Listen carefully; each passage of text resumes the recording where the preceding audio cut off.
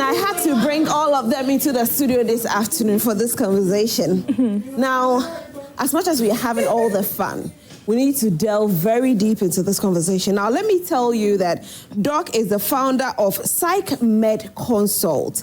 And so if I give you more brief on Doc, let me give you the brief. Because sometimes when I bring my guest here, I say that I want the whole world to know who my guest is. So when my guest is talking, you give all the respect to my guest. All right, so Dr. Kwesi Kranting is a Christian medic who is passionate about mental health.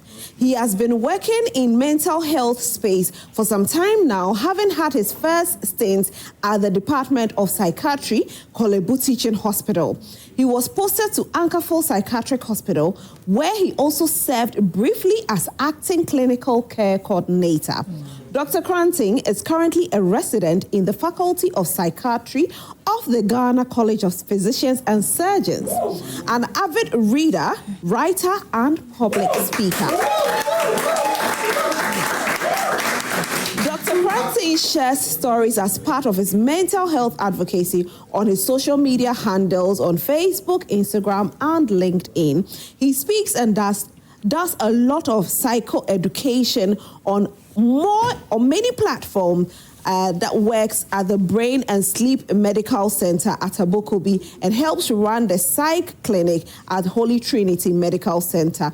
He's a part-time lecturer at the College of Health and Wellbeing, Kintapo, and also the founder and team lead at Psych Med Consult. I brought a powerful into the studio today. And so I'll start my conversation by asking all of you how you are. How are you all? You're doing well. By God's grace. My darling, how are you? I'm very well. You're very well. I love your confidence. And what do you want to be in future? He's a lawyer. Well, a lawyer? Why? I really find interest in law and the court. And it also brings a lot of money. Oh, I like that.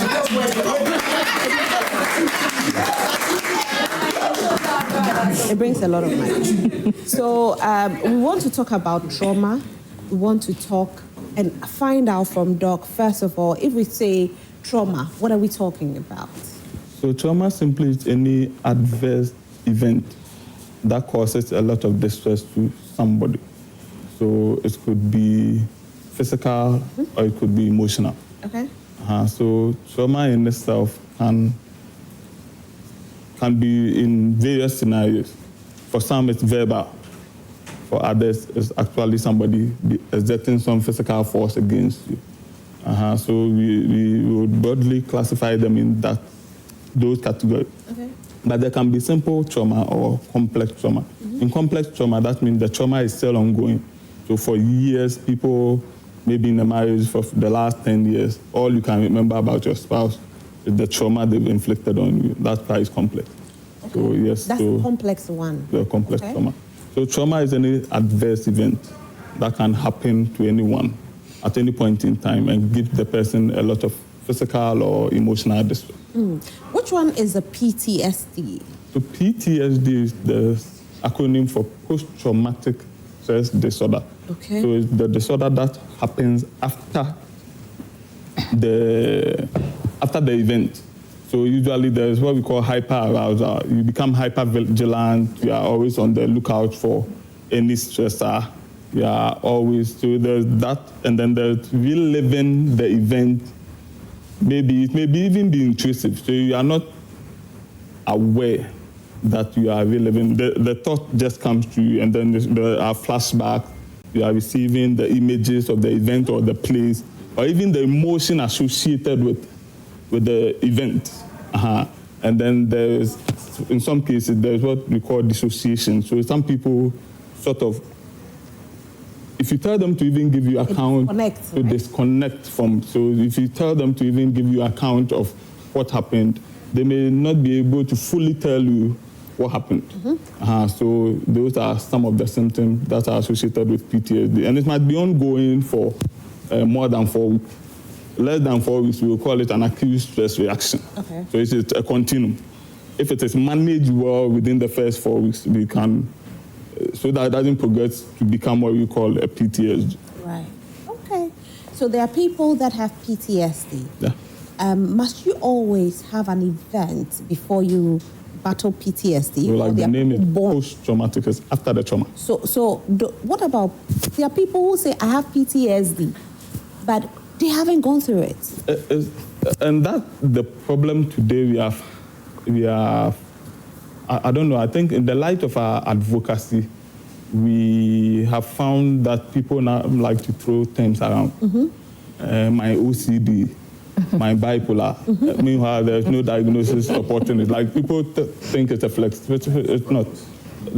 These are serious clinical diagnosis with severe implications. So on social media, I see it quite often. I tell people, if you have OCD, you didn't personalize it. You didn't make it. It's not fashionable. It's not. So you'll be too distressed to even call it my OCD. So it's not like you just throw the terms around. Yes, of course, everybody who goes through some sort of trauma would be distressed. As for some people, after 2 days, they are fine. Fine, okay. It doesn't become, it's just like depression. I'm depressed. You can be sad. And in the light of, or in the context of the circumstances, yes, we are sad. It doesn't necessarily make you depressed. Right. Because there's a diagnostic criteria for a clinical depression. So we don't throw those terms loosely around. Yeah. Wow, okay. So let me come to you, Kwabena. I heard your story, that it's always best to hear from the horse's own mouth, right? Okay. You were 8 years when this happened. Yes, I was. Tell us what happened exactly. So we were on our way to my grandmother's house. There were 2 parts. My siblings took the other, but I was to follow them, but then I hadn't combed my hair. So my mom called me back to comb it. So I was combing it, and when she finished combing it for me, I looked and I couldn't see my siblings. So assuming they went right instead of left, I went towards the right path. So I was going, and I realized that the house isn't near this place.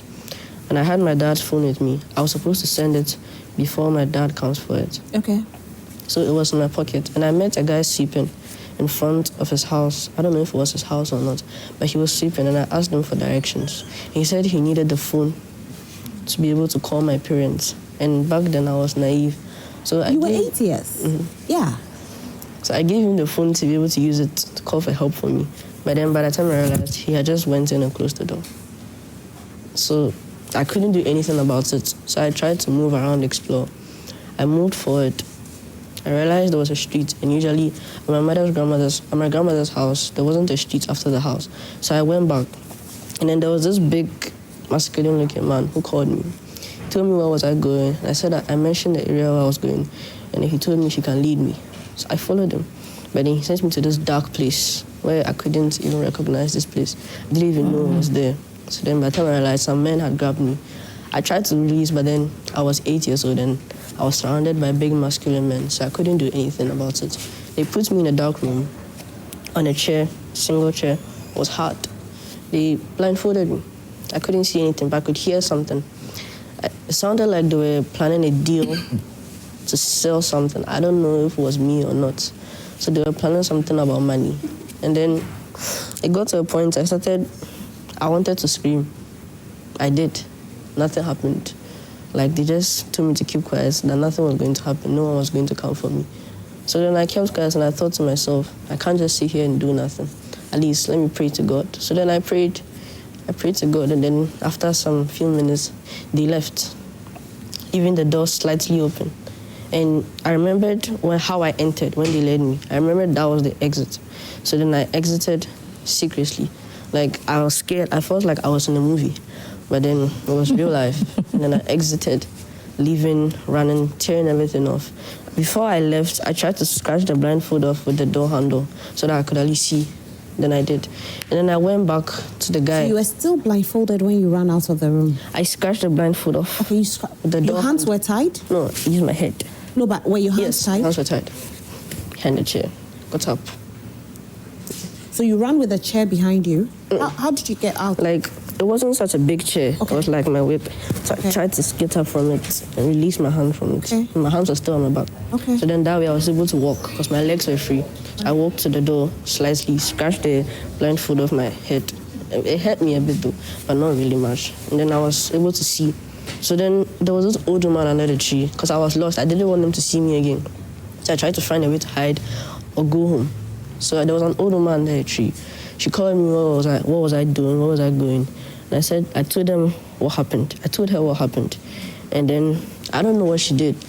I don't know how she did it, but then after some few minutes, like, not long, then I saw my uncle. I saw him coming, as if he knew, I was just surprised. And I saw him coming, then I went to him, and I told him all that happened, about the guy who took my phone and the people. Then he went to the house, he knocked on it very hard, and then a man came, but that wasn't the boy who took the phone. And I told my uncle about the boy who was in that same house. And then the man went back. I heard some shoutings and screaming. And he came back with the boy, grabbing him by the ear. And he gave me back the phone. And then my uncle called my dad. And they came to pick me. And they called the police. And I don't know what happened after that. But then the experience was years ago, so I'm not really that traumatized anymore. Yeah. I'm really okay about it. You're okay now? Something that happened in the past. Yeah. It happened, now you're 13. 5 years. 5 years ago it happened. Which area did this happen in? Taifa. Taifa. You still live in that area? I don't live there. That's where my grandma's house is. So where were you from? By then, I was living at Ashongman. Okay. So you combed your hair in Ashongman? No. See, there was a road and then the two parts. Okay. So my father parked at the road to drop us. Wow, that's even scarier. Because there's a case whereby your father was with you, he parked, you dropped off, and then you stayed to comb your hair. No, my mom called me back to comb my hair. And then she finished, then I left. And then they went. Wow. See, I was supposed to follow them. Yeah. But then the hair and everything, I lost them, thinking usually they pass here. So I went there. That was the wrong way. I hope they didn't beat you, though. No, they didn't harm me. It was only the door scratch and how they grabbed me. That was it. Madam, he's been in your class for a while. Was he still your student when this incident happened? Okay, so I would like to say a very big thank you to G-Step for the opportunity they gave us. So they opened the door for students to come out with ideas, challenging ideas, identify a problem in your community, then use technology to solve it. So these questions were thrown. We have a club in the school. So the question was thrown to the club and they were to form a team. So the team was formed all right. We came out with the concept of looking for something for security because of the Takrady incidents. Our main focus was on the Takrady incidents, not on him. So we're looking at the Takrady incidents. What if any of these girls were siblings, my daughter? There's something that's, if doctor uses trauma, then I will say, I am the traumatized one because I always see myself as, hey, so if any of these girls was mine, what happens? So when this story was thrown, I shared the story with them that let's look at the story. So we looked at it, we came out with a concept, we applied. He wasn't part of it, he wasn't part of the team. We applied. So when the project was selected, they were not up to 6. The maximum number is 6. And why go for 4 when you can do 6? So I went to the class and I told him, Kobna, I want you to be. He's one of our very brilliant boys, but he's very quiet. They are very quiet and reserved. So I told him I want him to be part of the team. He's been dodging me. For the start, you know how students, he always dodges. I'll go, Kobna, come, you join my team. So I had to push severally for him to come. I didn't have preview of the story, just that we had the baseline for the project until one of the team members came to tell me that, this is what Kwabena said. I said, wow. Then it's like, it's timely. It's timely for me to be able to identify him, to come and join the team, only for us to realize he's gotten that experience before. Then, of course, he's the best person to be part of that particular team. And I must say he's been the principal member of the team coding. I didn't know he was that very good with the codes, Right. coding, everything. Yeah. So I want to ask you about your traumatic experience. When this whole thing ended, when you finally met your uncle, how was it like going back to school and living a normal life as an 8-year-old? At first, I didn't want to talk about it. Nobody knew, so I liked it that way, quiet in my class. Nobody came to ask me what happened during the days. So I was just quiet, but it wasn't really harming me. I just thought of it as one of some major experience in my life, and I left it in the past. I told myself, why should I keep worrying about it? I'm safe now. So then it didn't really affect me much. You just became quiet and reserved. Were you scared when you had to go out? Not at Because all. I was in my siblings' work. Okay. So this time they were really secure on me. So I knew I was safe. I wasn't scared. And what about sleeping? Sleeping wasn't a problem. Oh, sleeping was fine. That's good. But the quietness, Doc, is it a sign of PTSD? Well, so the teacher mentioned he's reserved. So we look at what your original pre-morbid personality is, who you are in yourself before the event. If you were outgoing, jovial, and now you become quiet and reserved, then that's the problem.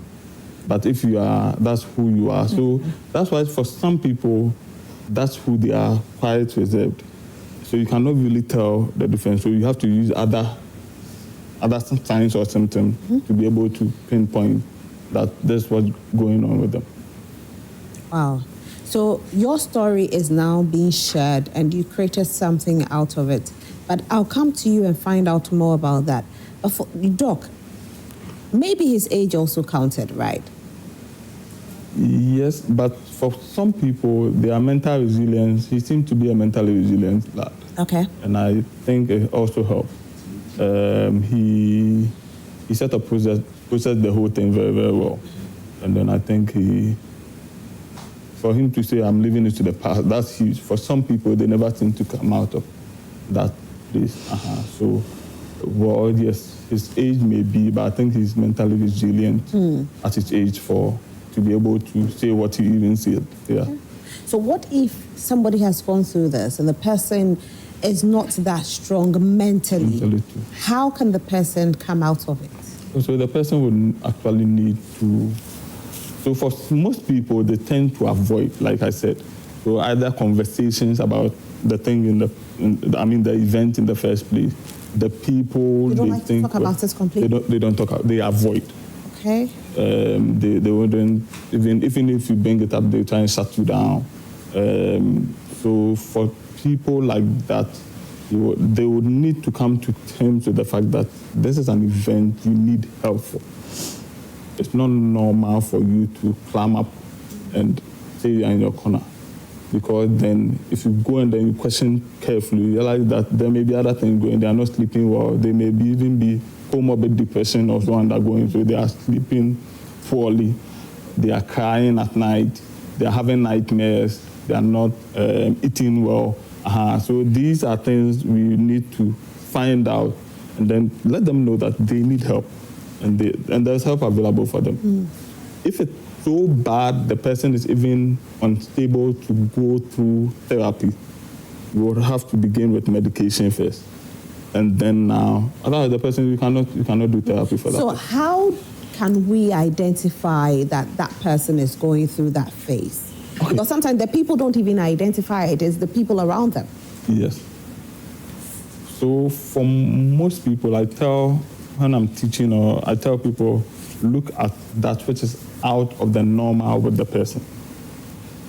This person doesn't do so and so, but lately is doing that. I keep using to maybe somebody who has been raped, a lady. All of a sudden, somebody comes to your class, very jovial person, now the person is quiet. All of a sudden goes and then shaves all her hair. Maybe with a very nice down cut, with some stylish. People overlook because it's nice. It looks like a flex. Now start wearing long sleeves to class or or those, what they call it, those tight-fitting long things to class, it looks like maybe it's a change of style. But for most women, it's a statement. It means a new beginning. What are they trying to package and throw away? And that's what plenty people don't look at. So for most women who would all of a sudden out of the blue go and cut or shave their hair, most of them start wearing, they may be self-harming. So they are cutting. So they are just preventing any other person from seeing. So they have gone for, All of these observations have to be made by people, but many people, we tend to be very poor when it comes to observation too. Some of these things, all of a sudden, some people are tattoos, extra piercings. We think it's life. But they are shunting the emotional pain into physical pain. Right. So in pain theory, you cannot have a way of healing. So for them, for some, they feel it's therapeutic because they are. So in pain theory, you cannot have two simultaneous pain. Okay.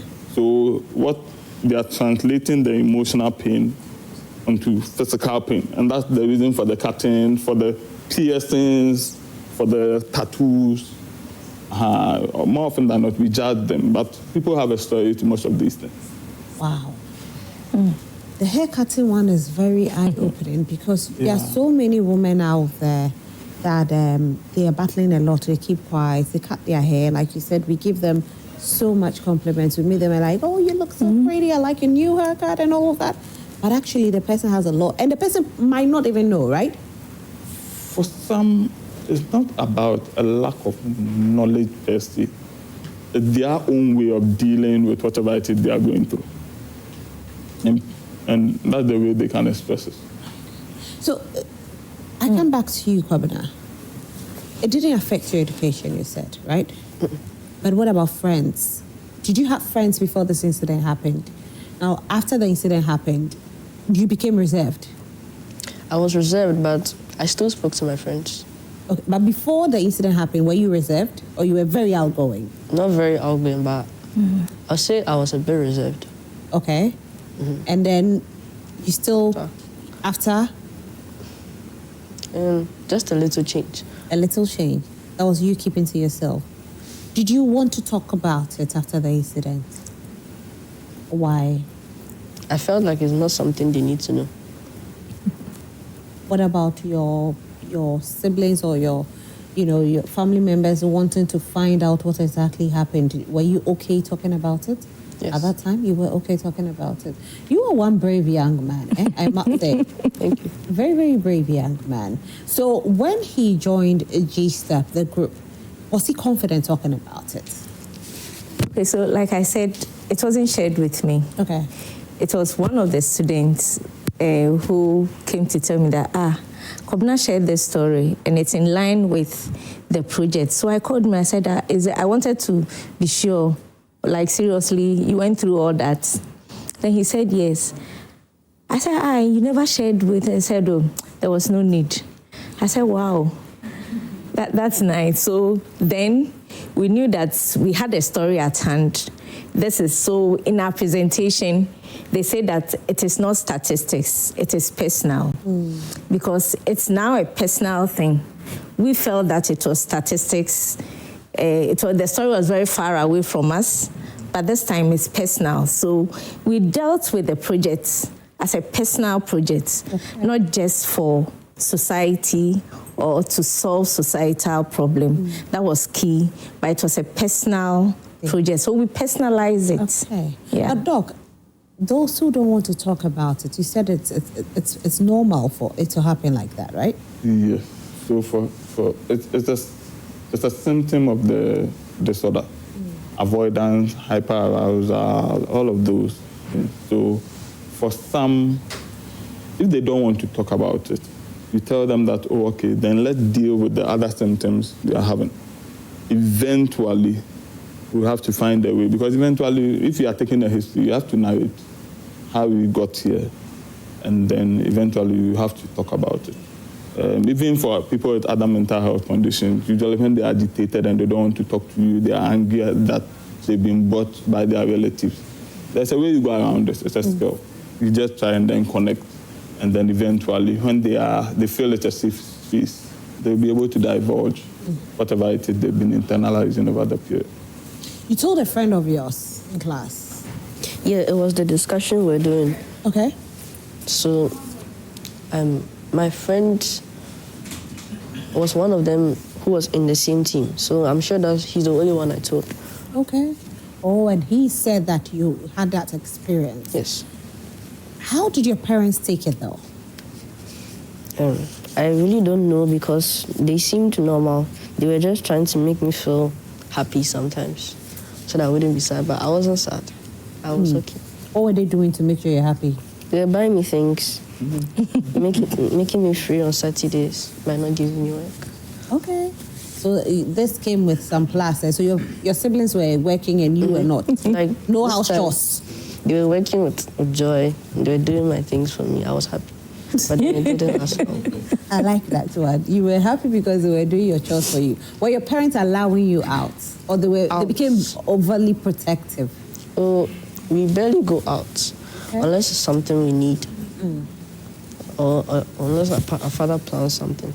So going out wasn't something we do regularly. So it didn't change. Okay. Do you know if these culprits have been arrested? I'm sure. You're sure, right? Okay. Were you asked to identify any of them? Not at all.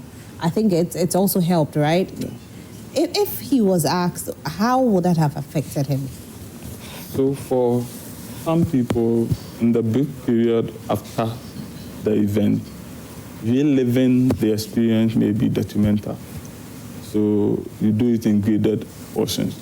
So for some, it may be normal. They can just go through. For others, you may have a blowback. So you'd have to pause and then do it again and again and again. So people who have gone through this particular phase, you said some will have to go on drugs, medication? So, yes, because we want you to be stable enough to go through therapy. Okay. You may have to be on medication too, so that we can do that. If you don't, there's no way we can go through that. Oh. Will they ever come off this medication? Yes, with time. With time. But it takes a bit longer. Well, it depends on how well they do or they do after therapy. So it depends on, and it differs from person to person. So for those whose relatives have been through this, how should they treat them? Well, they have to be very supportive.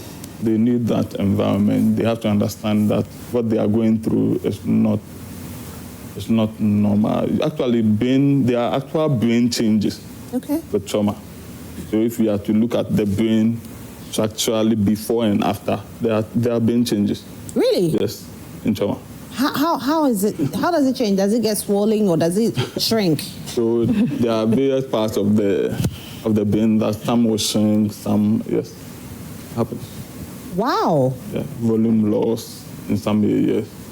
For those who have been abused over a long period, yes, very, very clear structural change. That's shocking to hear. I never knew about this. I never knew. And it affects behavior, the way they approach issues. There are some people who are hurting others simply because they were hurt in the past. It's simple. So that's why I keep telling people you have to give grace to people, especially with people who have had what we call adverse childhood experiences. So they had a very bad early years over time. So I keep telling, at times with even teachers in early childhood and all of those places, they have to be vigilant too, because some of these children are being abused at home and all of that. Shrinking, they are not coming out. At times we tend to normalize it. Oh, sign not here. But there may be things going on. So with Kwabena, and there are other few cases out there who have strong support system. Yeah. What about those who don't have strong support system? That's a very good question. But I feel you shouldn't, how do I put it? If the family is not supportive, I think we have other groups available to us. Church, mosque, school club. We have to learn to create safe spaces for people to be able to. So if home is not a safe space. The school should be a place for somebody. The church should be, the mosque should be, the football team or boys football club, you go Sunday 4 p.m. group should be, golf should be. Do something that will take your mind off it, right? Not necessarily take, because at times you talking about it would let people know that, nah, you shouldn't go through this alone. Okay. For some people who may have an idea about what you are going through, somebody may be able to suggest, okay, let me talk to somebody. Let's see if we can get you. I've had people who have paid for other people to go through therapy. So the person may not have been willing or didn't have the means, but they felt, nah, you need professional help. I think people should be able to vocalize some of these things. So I think about 2 years ago, when I started this advocacy on social media, there were people who were going through things. So I had people come into my DM with serious issues. They haven't told anybody about it. And so for a period I think I was doing a lot of pro bono therapy, and it wasn't easy. In December, I decided not to take any case because I felt tired too. Some of the issues were... Is it best for them to talk about mistakes? It's always best to talk about it. Because, so at times, the way you are thinking about the whole thing, see the way he processes this, it's the way he's cognitively processing it. For others, they are not seeing it in that light. So once we talk about it, I'm able to identify wrong thought patterns about the event. You may have even created a new something. The brain is very plastic. It's very, very strange. There are times you can even fix characters and events that didn't even happen there. So once you begin talking about it, I'm able to know that, I think we are looking at it wrongly. What if, then so in the process of the talk therapy, we are able to identify and then deal with the way you are thinking about it. By dealing with the way you are thinking about it, it would eventually affect the way you feel about it and eventually affect your actions. Okay. We want to talk about the project that they did. And this project is supposed to... Madam, tell us about the project. Okay, so, it's a wearable. Anyone at all can wear. And this is the project that won, right? Yes. Oh, that's nice. Congratulations. Wow, I was there. Congratulations. Okay. Yeah. So it's a wearable. Anybody at all can wear it. Okay. But we made it for children because of course, our main storyline. So anybody at all can wear it, like we said. But the nature of the material is a ripstop nylon. The ripstop nylon is like this winter jacket. Okay. So what happens is that the ripstop nylon is able to protect the internal components. So at a glance, it looks like a normal jacket. Right. But inside it, we have a GPS tracker. There's a GSM, a sensor. There's an ESP32 camera. Oh, wow. Yes. There's a Peltier model that acts like an air condition so that it will cool the system. Wow. There's a heart rate sensor. There's a switch, and there's a panic button. These two buttons are hidden in the packet. So when you are wearing it, anybody thinks you are wearing just a normal jacket. It is powered by batteries. Then we have a solar panel in front here. That is to take sun rays to power the system. So 24/7, the jacket is supposed to be on. Wow. Wow. That's great. Now, send your messages. Shola is coming in pretty shortly to read your messages. If you haven't sent your messages yet, send it to us on 055-157-5757. 055-157-5757. Because we need your messages to come through. We want you to be a part of the conversation. But I see you have taken your microphone. Yeah. What do you want to say? But I love, that's the jacket you're wearing, right? No, so this is just a miniature of it. Oh, this is a miniature. We didn't bring it, yeah. Okay. Oh, you should have brought the jacket. How I wanted to see the jacket. That's nice. So you, Kobna, this was telling your story. So if you were wearing this jacket that day, what would you have done with it? I would have just clicked the button, knowing help is on the way, and remained calm. Right. So when you sound the emergency button, where does it go? Okay, so in the system, we enter 3 emergency contacts. It could be your parent or anybody at all. So when you buy the system, we configure it and add the contact to it, plus that of the police. So when you press the button once, if you are in trauma, you are trapped, kidnapped, anywhere, don't just panic. Just press the button once in your pocket. Then it will send an SMS to all the contacts that has been pre-configured in the system. If you're able to press it twice, then it will call. The system will call, but just a one-way call. Okay. So when you talk, whoever is receiving the call will be able to hear the surrounding. You'll be able to describe where you are. Oh, so the person can essentially say, "Why have you brought me to Dansoman? Yes. Why am I here?" Yes. And then we can pick the sign and know that you are Dansoman. Yes. But if you are not able to do that, that is why we have a heart rate sensor in it. So the heart, dog is around, so I'm sure he'll be able to. Yeah. So once your heart beats, then there's an abnormal beat of the heart. So the heart rate sensor automatically sends signal through the GSM and the GPS locator. Then all this information are sent via SMS. To your contact? Yes, to your contact. So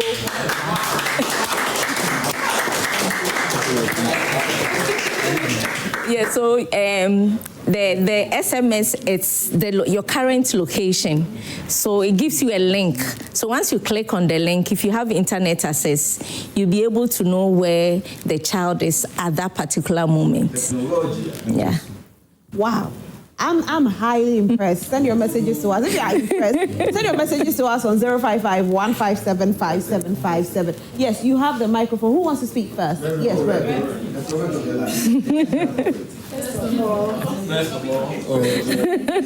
God bless you, Kobe. And we thank God for your life. We thank God for everyone's life.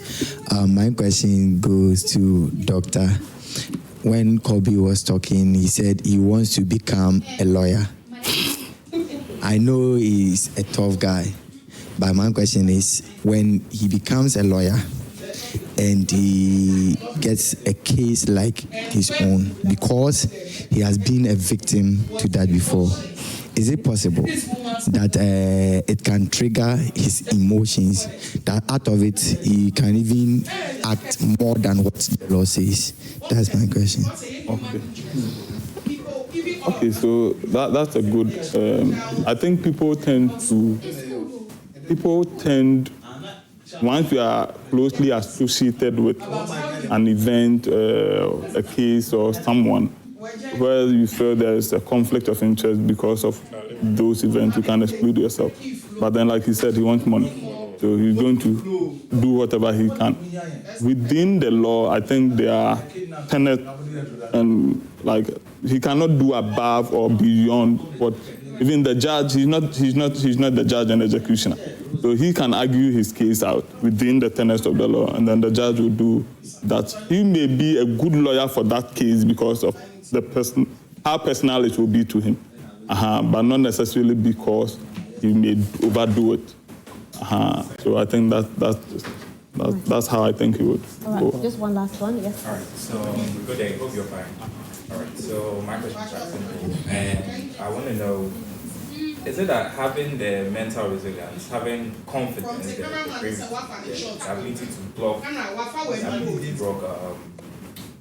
such traumas or such intensity of cases or effects or something like that, having the ability to block them also helped him, or the intensity of the trauma that he went through wasn't as much, the magnitude wasn't too high, to the extent that he had the ability to... Check the microphone and see. I think it's okay now. Okay. Okay. So... Check if it's off or it's on. It's on. Okay, it's on. Good. So, back to my question. Yes. So, the intensity of this trauma. Use this one. Sure. All right. So the intensity of his trauma wasn't that much of a big case. So he had the ability to block most of the major effects, the defects on his side, or is it that he being reserved and maybe, like he said, he felt like it was a movie to some point, seeing some experiences, calmed himself down and let the thing go. I want to know the difference between such things. Okay, so yes, the intensity of the trauma is a risk factor for the development of PTSD. Like I said, it's a continuum. Once it's beyond 4 weeks, we can now term it as PTSD. But within the first 4 weeks, we are terming it as an acute stress reaction. Yes. So for him, like, mental resilience is a very, very good thing for people to have. We've had people come in and then say they want to commit suicide over very, very trivial, what we and I will both call trivial. A young guy said because his AC in his room wasn't working. He wanted to commit suicide because the AC in his room wasn't working. So you see, people... So people deal with issues differently. So your ability to process whatever it is you are going through, your ability to withstand the pressure and then the stress associated with anything is what we term mental resilience. For some people, they have little to none. And it's a huge factor in how you will deal with whatever it is that happened to. What causes the little to none? Pardon? What causes it? Those who don't have it at all, the mental resilience. So is it upbringing? It's upbringing. For some, it's just who they are. So you'd have to teach them that life is what it is. You don't get everything you want in life. Life is full of yes. Life can go in certain ways you may not necessarily plan. But then if you're a Christian, also will tell you that everything is working together for your good. Good. So there are ways of and faith helps. So for some of us, we wonder how people are doing it without faith. Faith helps. In most people, outcomes are better in people who use faith. Who have some grounding in some faith somewhere. Right. Shola is here to read our messages. Hi, Shola. Hi, girl. You're looking nice. Oh, Roslyn. Roslyn, every week, why you gotta do that, though? I shouldn't do that, right? Don't do that. Let me say a very big... People know the person who makes me look this good. Yeah, so thank you to Abra_Sika_. Please do also disturb her with your orders. Once again, it's not ready to wear. So she has to take your measurements. If you have your measurements on your phone, like me, you can send it to her and then she'll make you something this good. But Rosalind, when it comes to trauma and it comes to PTSD and how it can affect children, it's something I don't think that people know too much about. It can be detrimental to your whole health. You know, it really hurts a lot of people. People say that they have a lot of health issues. Their minds are not able to think right. And for a young guy to go through this and still be able to tell you that he's okay, I think we should commend his parents, his teachers. Yeah. They've done an amazing job.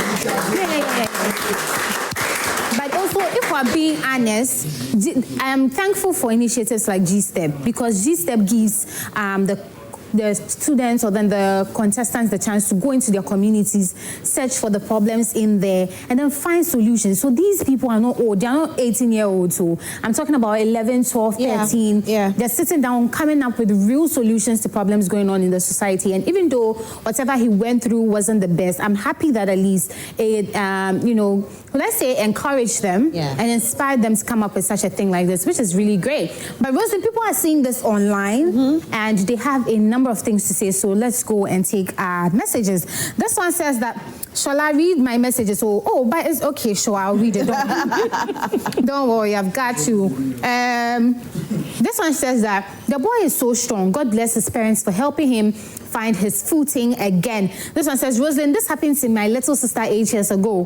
When we found her, she couldn't speak. It's been 8 years and she's now here. She's now learning to talk again. Wow. I believe the device will really help. So it happened to someone 8 years ago and because of trauma, she's not being able to speak. She's now learning how to speak again. Wow. This one says, I think as parents, we should do all we can to help and inform our kids so they don't go through such traumatic experiences. This one says that I completed tertiary last year.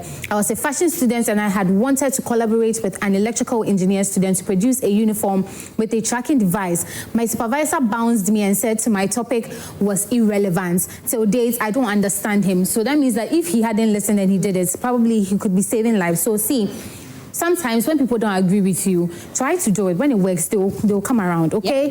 This one says that, hey, changes. I'm Karen and I'm 19 and I had a terrible childhood I wasn't ready for. When I was in junior high school, my mom sent me to live with her pregnant friend, but then her husband touched me several times and I was only 16. After completing, I went to live with my uncle who also unfortunately begged me to sleep with me again. In high school, during vacation, I was living with my aunt whose husband usually attacks me at dawn to sleep with me. I confronted my grandma and she said I should keep mute because I'm going to ruin her marriage. So now I've been in the dark and heavily depressed, even though all of them didn't sleep with me because of agree. And sometimes I think I am suicidal. Suicide is it? I think suicide is the only way to quiet the noise in my head. Doc, what kind of... Mind you, it's not one person, it's 3 men, different circumstances. Can this person ever heal? Pardon? Can this person ever heal? Yes, I think. She's been internalizing over the period. She needs help. And she needs to... And I think for some people like this, they don't want to have anything to do with men, nothing and all of this. So she would need help. She will need help, right? So what kind of help can you give to her?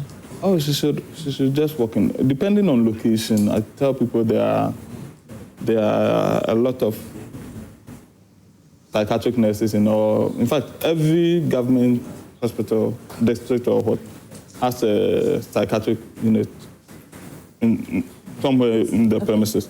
Walk in, talk to the nurses there. If they feel it's above them, they will escalate and give you directions as to where to come. All right, thank you. Well, let's take this one. This one says that,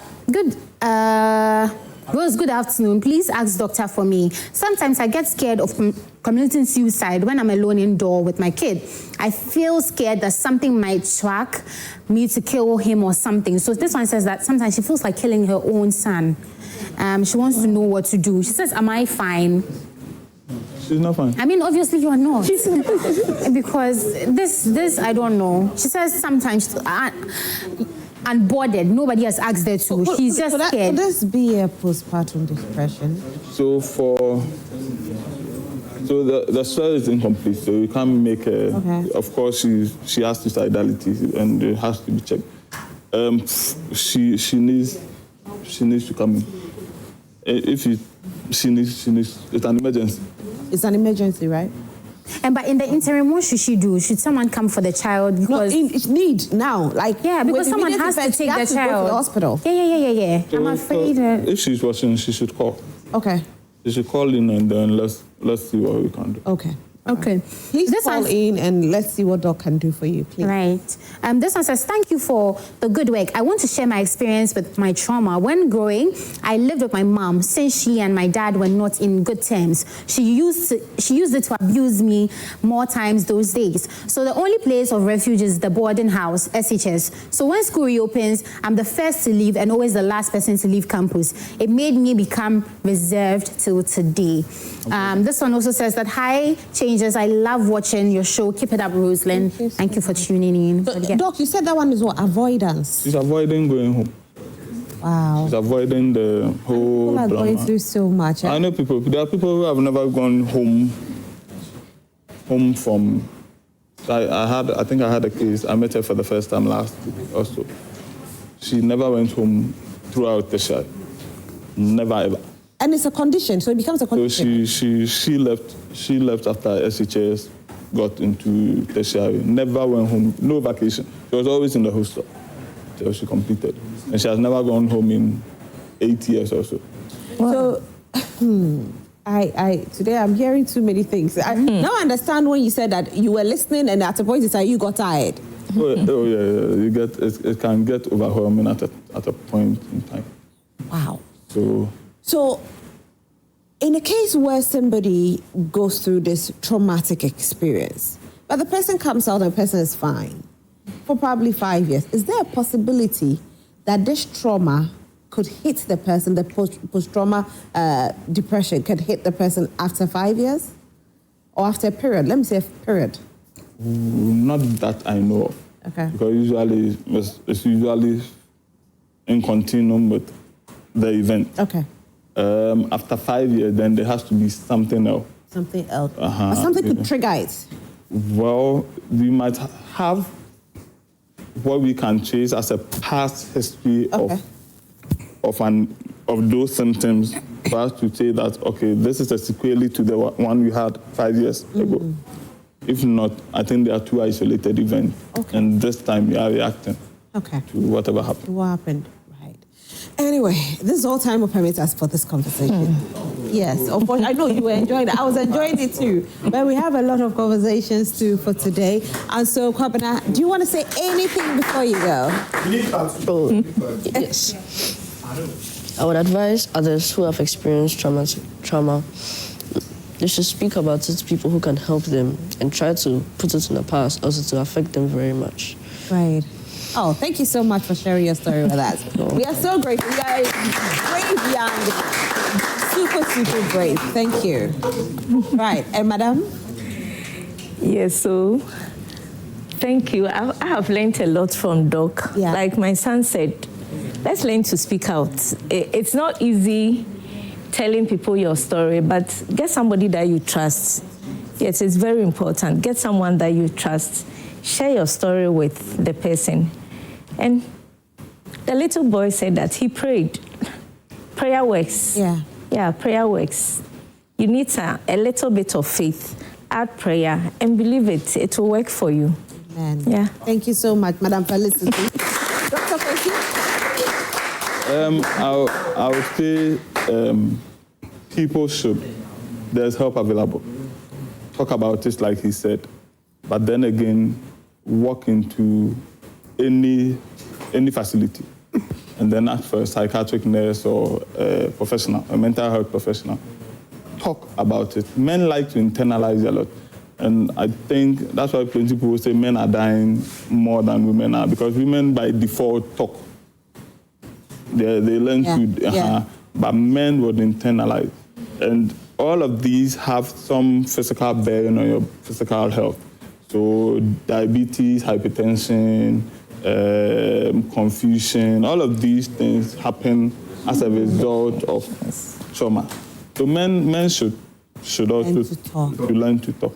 Right. Thank you so much for being here. We are grateful. Shala, you have one message you want to Yes, one more. This one says, I'm enjoying your program. God continue to strengthen and guide the boy. God bless you, Madam and Doc, too, for this opportunity. I'm a parent, and I would really be grateful if I could get doctor's contact to communicate with. Okay. So put your contact out there. That's really fine. You can please mention your number, so that they can start worrying you. Okay, so 0548 150 928. 928. Okay. So you can actually contact Doc. He's giving you his number. So when are we getting this jacket on the market? We need it. Yes, very soon. We are currently looking for sponsors to help us come out with it. Yes. Okay. So at the moment, it's at the prototype stage. It's still a prototype vest. It works, but it's still a prototype. So we are looking for sponsors to help us put it out in the market. All right, great. Yeah. Thank you so much. So please, sponsors, come and support such a great cause. If you're a company, if you're an individual, you have the money and you can support such a worthy cause, please support. Let's have these jackets on the market for the children to be protected. Too many kidnapping cases we are hearing, and so let's let them wear the jacket and get protected.